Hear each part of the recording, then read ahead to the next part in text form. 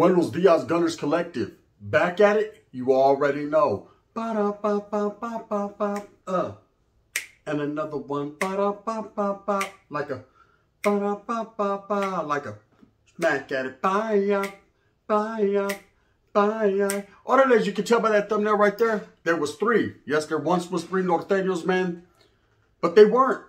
You know, they weren't at one point in time. And this is a true story, man, that I wanted to tell about three youngsters that I could have helped, that I tried to help, that I wanted to help, that I still want to help.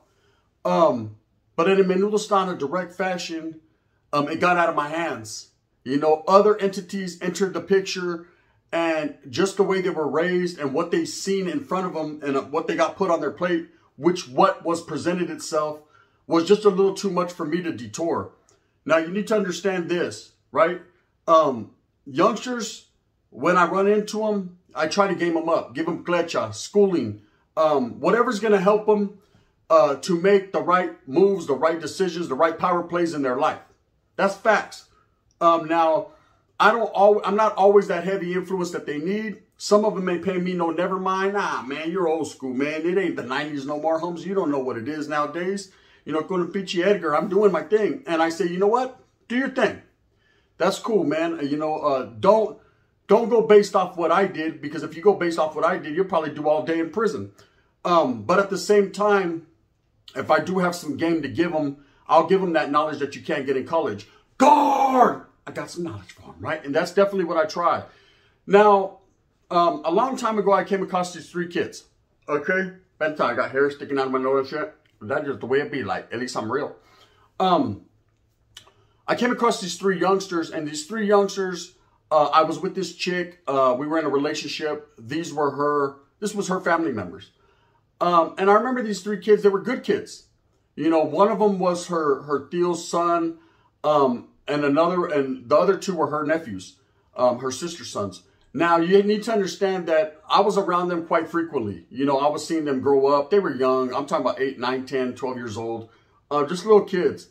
And I remember they'd always be at our pad, or I'd always be at their pad. And there was just a lot of fraternizing going on, and they were cool. And one of them thought he was a little tagger. You know, he used to tag on his little binders for school. And I used to give him the game. And I thought he was going the right way. You know, I was for sure that he was going the right way. He wasn't leaning towards gangs. In fact, he used to always say, you know, gangs aren't for me. I don't like them. He despised all that gangbanging entailed.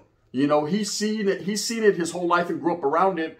So up until that point, he was totally against it. He didn't want to get caught up in the mix. He wasn't trying to go that route. And I understood.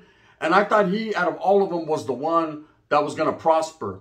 Now, the other one, which was her Theo's son, he was on a collision course with fate. You know, his family being heavily into gang politics, gang related. That's all he's seen. That's all he knew. He was basically getting groomed without getting told exactly what time it was. And he was getting the game. He was getting the in-depth glitch. I'm talking about he was coming from a pad where, you know, juntas were being thrown. People were getting gamed up. Shit was going down all around him. So I could understand he was almost a lost cause, but he was a good kid. You know, he had a good bright head on his shoulders. I remember back in the days, you know, I used to be giving out candy and things to the kids, man, hooking them up. He was always the first one in line. And I liked to give him, I liked at that time to give him a little bit of the game, because I seen the way he was dressing, Ben Davis's, Red Cortez's. I mean, he was already a Northerner before he even knew it. And that's just the way it went. The haircuts, the tattoos started to, you know, he started to get the 4 dots, the XIVs, things of that nature. So I'm not going to say he was a lost cause, because no one is a lost cause. Not even a 50-year-old man is a lost cause, man. Everyone can learn a different route or a different route. But I wasn't into poisoning these guys. I wasn't into detouring them from their fate and from what they really wanted to do. I was just trying to say, live through my example. You know, what I've done. You know, I've done so much time and lost so much time with family and friends. It was an ugly experience. And like I always tell everyone, that game, one time, look it. Hey, it was all bad for me, you know. And it could be definitely all bad for you, especially when I see someone, they don't have that makeup in their DNA. They don't have that ferociousness, that eye of the tiger. They don't have that get up and go get that. They don't have that viciousness and that violence that I learned in the 90s that was totally different from now. Now it's clickety, clack, clack, clack, clack, clack. Back then it was quack, quack, in a vicious fashion.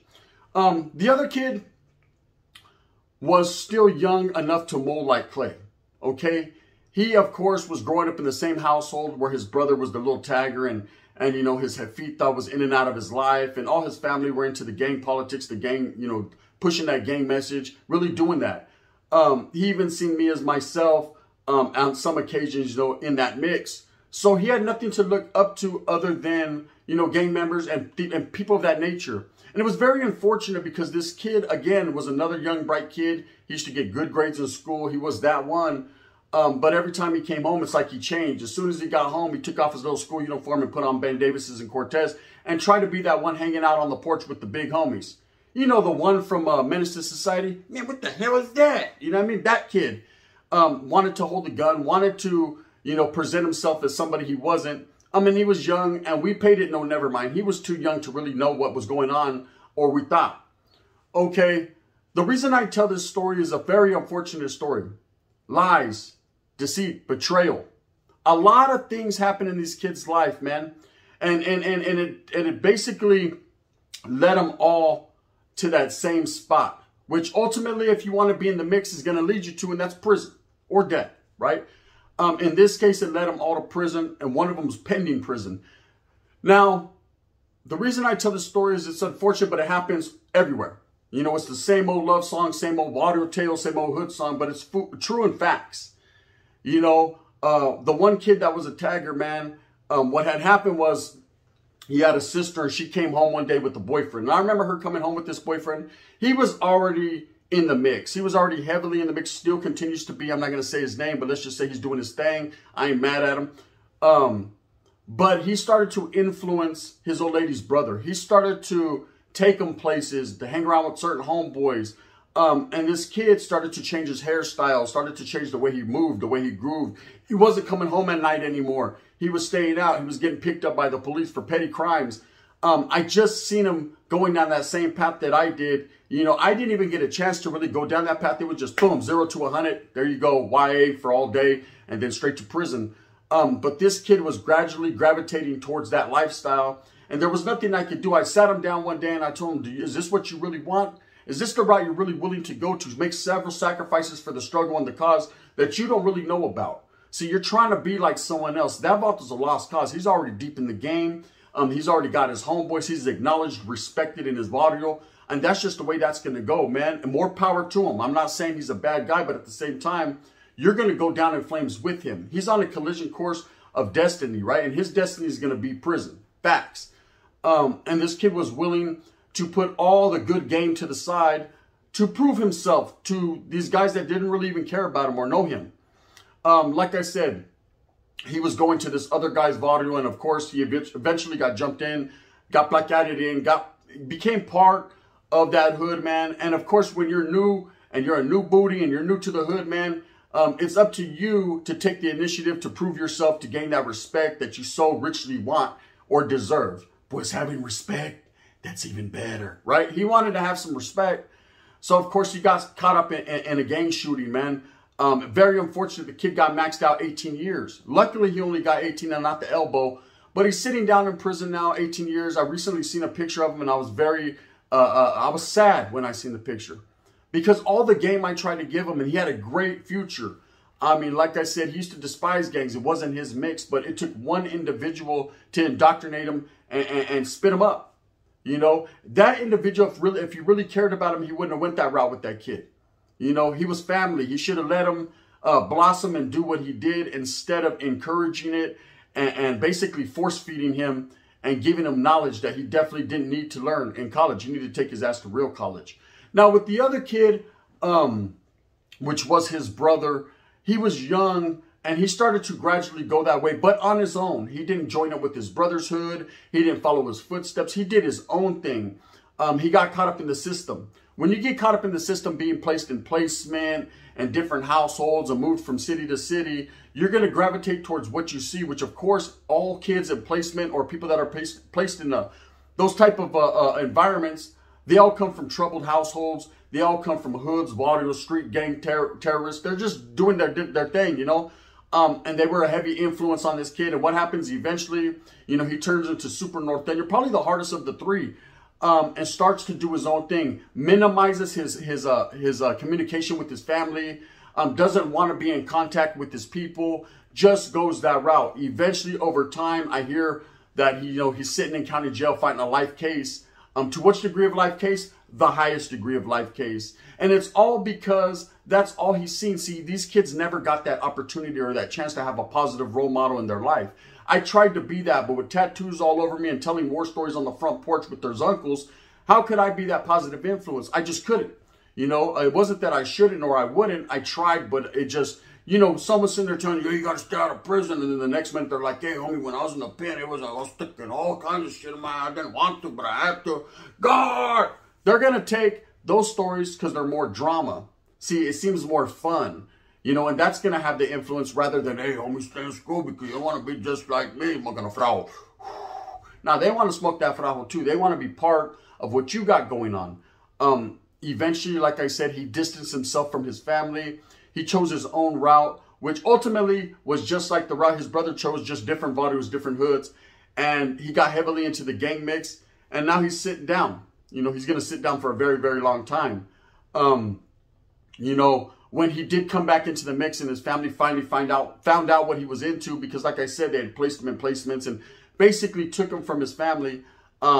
They weren't concerned or even amused by it. You know, there was no laughs or chuckles. It was just kind of like, it is what it is. We seen that one coming. And it's a very unfortunate fate, man, when your own people see that coming. It's not new to them. You know, it's a long lineage, a long line of generations upon generations, man, that are in the mix. You know, if there's no one to break the cycle and there's no one to say, hey, home Spencer, you know what I mean? Fucking go to school, eh? Then they're going to continue to do what they does, cuz, and there's nothing we can do to prevent it. They're out there saying it with their chest and doing them. And what happens? Prison, death, you know, whatever else may happen to them along the way. One only knows does one, and it's not me. Now, the last kid, like I said, he was on that collision course before he was going. Okay, he was shit. He was telling me war stories, right? He was about that business. He basically got a lot of respect in his neighborhood. He became that one. You know, he became in a leadership role. His words were being felt. He was a little bit older than the other two, being their primo. And I started to hear his name in circles that I shouldn't have heard his name. And I was like, man, this guy's really in the mix. He doesn't understand. He was at a different level. These kids were still trying to be all they can be. He was already that. He had already accomplished his respecting. He had already put in his work and earned his stripes for his barrio. He was already in the mix as a heavily touted leader in, you know, in the leadership role. When you get to that level, gente, you know, in a gang or in life in general, maybe it'd be your highlight, your job, you're the foreman, you got leadership. It's how you display those powers. You know, if you get power drunk home, so you don't know how to act, you know, when you start treating people bad things are going to come back to you. It's called karma. If you get in a position, a leadership position, and you're able to indoctrinate and educate people around you to do just a little bit better than you have done, that's a great thing. It's always good to be a maestro, to give people escuela, clecha, and game them up. Whether it be in gangs or bank robberies or whatever the case may be, even if it's crime, a life of crime, if you give them the game and the knowledge that they can't get in college in a menudo style in a direct fashion, like I say, you might be able to detour them from actually going down the same route you're going. But again, this kid was not like that. You know, he was more into how he looked, how he presented himself, what people thought about him, that image to uphold that his father was doing the same thing. Again, no positive male role model. And so what happens in the end? In the end, he's doing life. You know, in the end, he's doing life. He got caught up in a shooting and he got stretched out. Now, we're talking about, this is the type of kid that his first time that he gets locked up, he goes straight to Pelican Bay. Straight to the Bay, a young kid. It's kind of like that Northside Soldier song. You know what I mean? He hits the Bay on the first shot, from Quentin to the Bay. This kid went from Tracy to the Bay.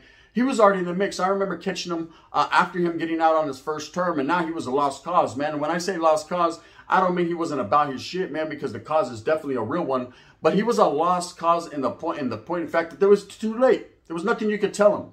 He done been to places I ain't never been, right?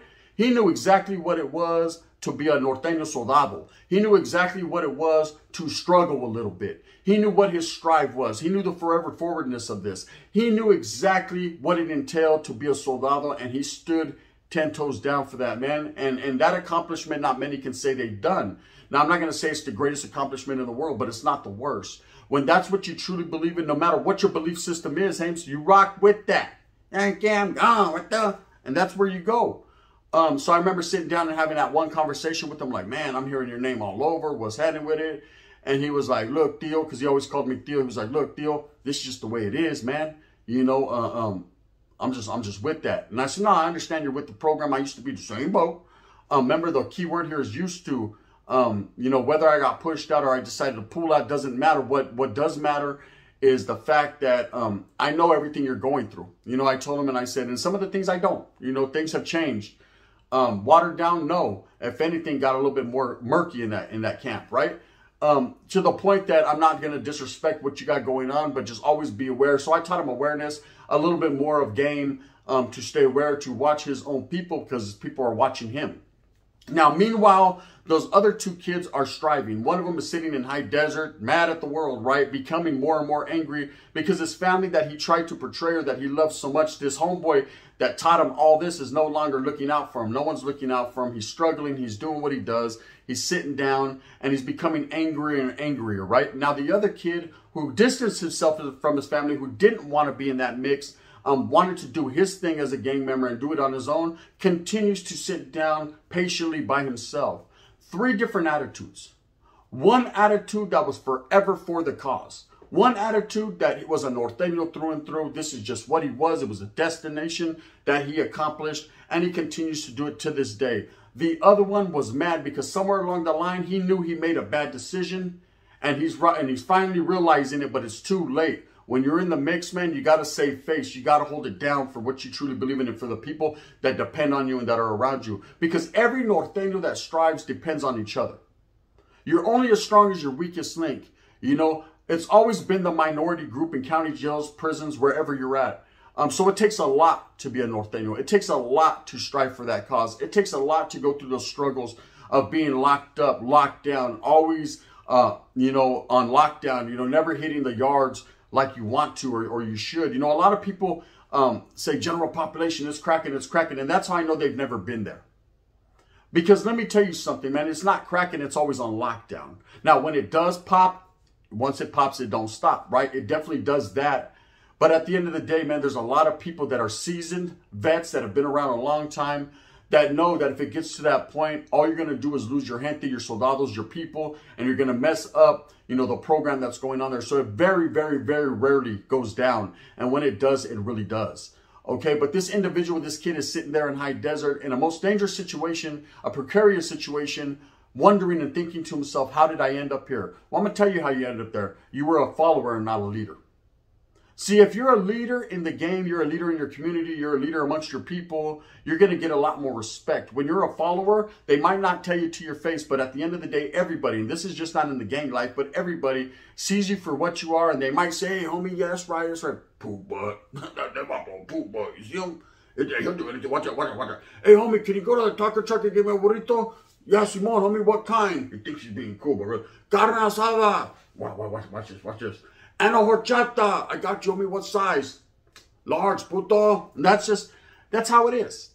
A follower. Someone that he thinks he's doing right by his homeboys, and righteously he is.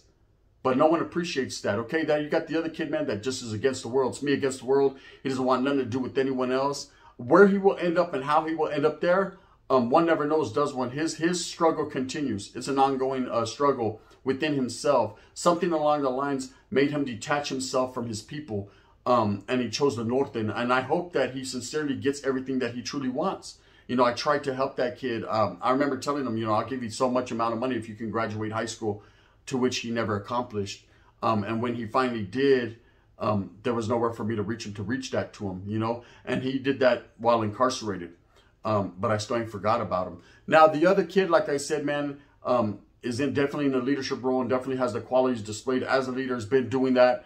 I seen it coming. You know, it's just an unfortunate story, you know.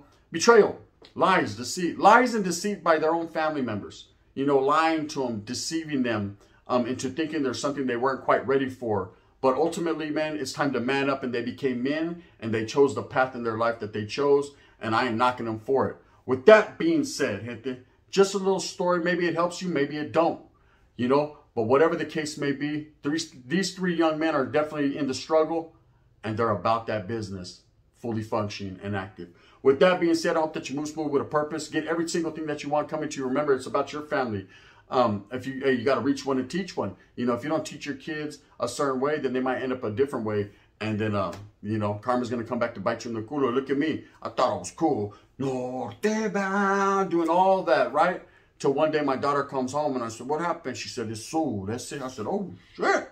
And that's just the way that went. Anyways, if you like this, hit me with a thumbs up. If not, thumbs down. Heavy's going to be the head that wears this crown. I'm going to continue to strive and struggle for what I honestly and truly believe in, and that's the betterment and the coming together of all people. I tell these stories not to detour or poison people. I tell these stories because these are facts and real stories, and that's just what it is. The gun. Bang, bang, and in that fashion.